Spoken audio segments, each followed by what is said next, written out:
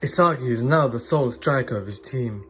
He's been fed a pass by his useless teammates and he's now ripping through the defense.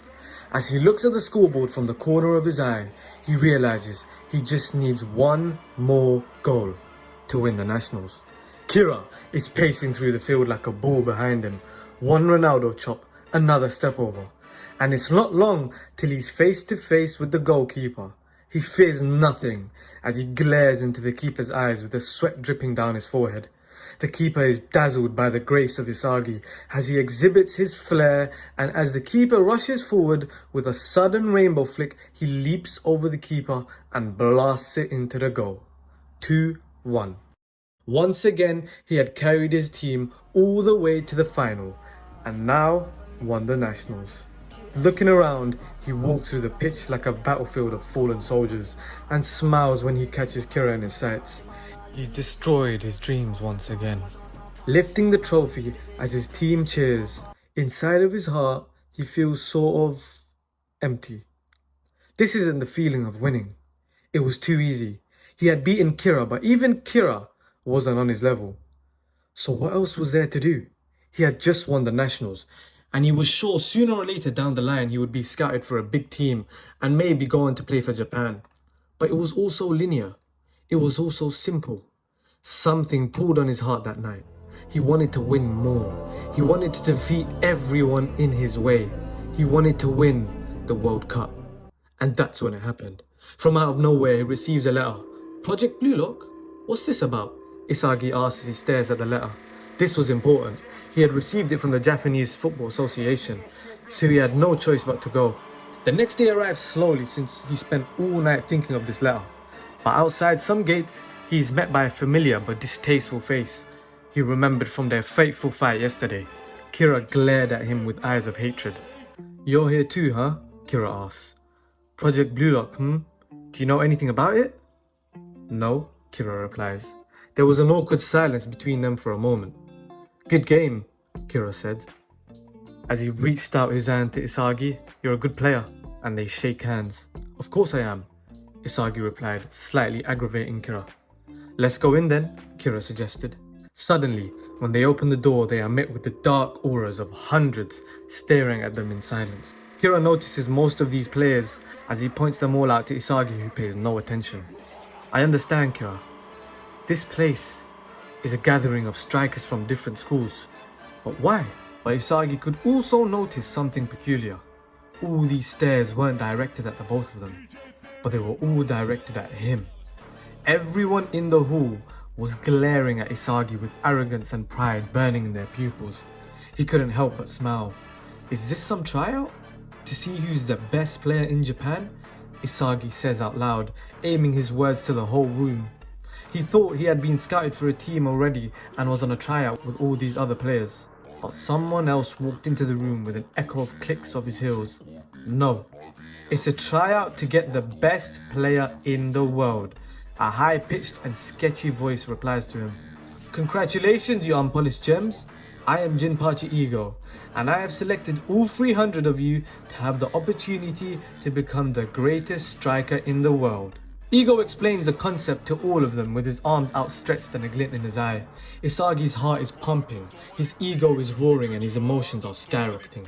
He balled up his fist in excitement. "This is it! This is what I've been looking for! How easy was it for me to find the den of the best in Japan for me to crush? Incredible! God is great!" Isagi thinks in his head. "This is everything I've been waiting for. Everything he says is completely true. Ego is right. This is what I need." "Your greatest joy is scoring goals. Nothing else," Ego says. "You live for the excitement of that moment. Now that's a striker, don't you think?" With a massive grin from ear to ear, Isagi dashes in and goes beyond the stage at full speed. This is it, my chance to crush those who call themselves the best.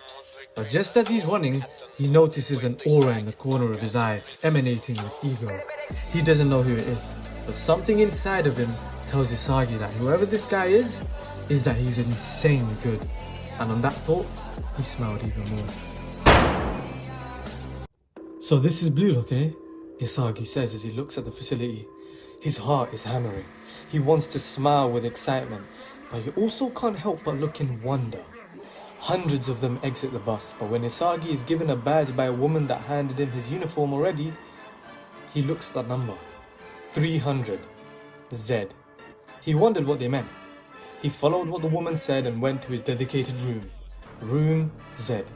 He scrunches his forehead and glares through the gap when he opens the door. As he enters, they all look his way with devious looks. Some faces were empty, some faces were tired, and some faces were prideful. But he did recognize someone. Kira glared at him from the corner of his eye, but Isagi had no choice but to go to him since he was the only person Isagi knew. Still know anything about what's going on? Isagi asked Kira. Nah, all I know is that everyone in this room is a striker, Kira replies. All of a sudden, a towel is flung Isagi's way, but he dodges it in an instant. Nice reflexes, he says in a deep tone, showing off his muscular body. Isagi analyzes him up and down till he notices some movement on the floor. He looks down and sees a sleeping boy sucking on his thumb, and now Isagi is confused even more. Isagi Yoichi, a short-haired boy exclaims. No way, it's really you. I saw you on television yesterday. I guess, Isagi bluntly replies. And you're friends with Kira. No way, 2 stars in one room. I can't believe it. And he just goes on a rant telling Isagi and Kira about his life story and that they couldn't care less about. He talks about how it is his dream to never go back to some temple and make it pro. But suddenly, on the screen, that man appears once again. Jinpachi Ego, are you done changing, you unpolished gems? The people in your room will be your teammates and rivals. The room suddenly froze. Ego explains how the ranking of the room works and tells them how their number dictates how good they are currently. And when Isagi understands what's going on, he widens his eye in rage. 300? Me? I'm 300? Is this man insane? Isagi thinks in his head when he clenches his fist so hard he thought it could bleed. So all these guys in the room think they're better than me? Isagi laughed in his head as he sunk his head low. Those who fail Blue Lock will be permanently banned from playing for Japan's national team. No questions asked. That is all. And now, it's time to play tag. Suddenly, a ball falls from the sky and lands right before Isagi. Whoever touches the ball last will leave this facility and never play for the flag again. Oh, I understand. I'm putting my life on the line, Isagi thinks as he smiles dangerously when he holds the ball under his foot. Alright then, to win this game, I must destroy dreams. He suddenly turned his head to Kira with a dream and blasted the ball towards his direction instantly. But like he had the touch of God, Kira pulled the ball back in and suddenly dashed through all the players, completely ignoring them. And slammed the ball right back to Isagi, who with no time to waste, volleyed it right back to him when Kira managed to control it with his chest. This is a battle of monsters, Bachira said as he awoke from the floor, when suddenly in the middle of their little battle, he jumped from the floor and caught the ball mid-air. You guys are leaving us out! And he bicycle kicks it to Kunigami, who is defenseless. I've had enough of this shit, Kunigami says when the ball slams his face. Fucking bastard, Kunigami shouts when he charges up for a shot. Bachira, you're fucked! And he swings for the ball and slams it with insane power. But Bachira had already dashed away. Isagi is right before the ball, and just before it hit him, he moved out of the way when the ball brushed his hair strand. My bad, that wasn't for you, Kunigami says. But just as Isagi's back is turned, Kira from out of nowhere slams the ball when it's let loose and shoots right for Isagi's back. Isagi, Kira shouts, I'll take you down here. Isagi's heart is roaring, his ego is pumping, but he looks at the clock. Shit, now it's getting dire. There's only 1 minute left. He dribbles with the ball, looking for a player to destroy, but Kira is on his toes, dashing away. He really wants to destroy Kira. His ego is pulling him to take him out, but time is ticking. 50 seconds. He takes a deep breath as steam sizzles out of his teeth. A flare of ego bursts out of his eyes when he suddenly sprints at God speed through the toppling players. He's going so fast he can't even control himself. 30 seconds. He still has the ball, dribbling, skilling, turning. Everyone is running for their life. He needs to catch up. He's following his heart. And when he sees Kunigami in his sights, he slams the ball so hard. And it curves throughout the room. With a bang, the ball is sky high and he misses Kunigami. All the players in the pitch are shocked but relieved for the moment, till Isagi grins like a demon. It bounces off one wall, then bounces off the other, till it bounces in front of his feet. Butcher is in front of him. 5 seconds. Come! Isagi howls when he boots the ball mid-air. Like a bullet, it heads for Butcher's face, but Butcher is quick when he ducks, and when he ducks, the ball heads straight for the face of another. Igaguri is thrown to the floor with blood rushing out of his nose, and just when it happens, the whistle blows, and the game is over. Wait, no, my dream, my dream, Igaguri says on the floor, wiping his nose. Well done, Isagi Yuichi. You wiped out the second worst player in the facility. Igaguri, you are out. Ego suddenly exclaims from the monitor as he looks back in fear. No, wait, why me? Isagi is lower than me. Me? What? He howls in rage to Ego. Ego explains the whole concept to him as Igaguri sits helpless on the floor. Igaguri, fuck off, Ego says as he sobs on the floor. And Isagi walks over to him with a stone-cold face. Oi, Igaguri. He looks up at Isagi, who stares down at him with darkness. You dare put me in the same bracket as you because of numbers? Don't make me laugh, you fuck. Remember this face, hate this face, and remember that this will be the face leading Japan to the world. Now fuck off. Isagi, Butcher says slyly. You destroyed his dream. The destroyer of dreams. I quite like that name. Those two are incredible, Ego, Henri says to him as he looks at the screen. But I have a question. Ego stays silent, analysing all the screens, so Henri just decides to go ahead and speak. I believe you yourself said that they were both good. No. You said Isagi was one of the best. So why is it that he's ranked 300? The lowest of the low. Ah, he sighed. Henri, you are so foolish, aren't you? That comment pissed her off for the moment, but she stayed calm. When I said that rankings determine how good the player is, I was lying. Completely. In fact, some of the worst players in the whole institution are in the highest rooms. But why? Henri responds. I really have to spell it out for you, don't I? You know why this Blue Lock institution was created, right? To create the best striker in the world. And how would I do that? By sharpening their ego? Exactly right. So what if I were to put all the best players in the top rooms and the worst players in the bottom rooms? There will be no real fight. There's no room for potential growth, Henri. See, if the players that were the worst were all in the worst rooms fighting amongst each other, they would barely have a wall to overcome. They would then come out of their rooms, and once the best have fought amongst themselves, they would absolutely dominate the bottom, and that would be the end of Blue Lock. This institution is not only to turn the best players into better. This is also here to turn the worst players into the best. You'd never know, Henri. The worst player in this whole facility may end up the best player in the world. And the only way to unlock these potentials is to have them go to war with the best. We've seen it before. The worst going to war with the best and taking them on head to head.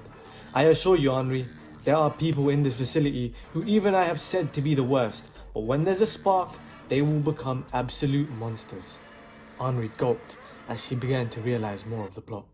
Talking about monsters, you know of Isagi Yuichi? Yes, of course.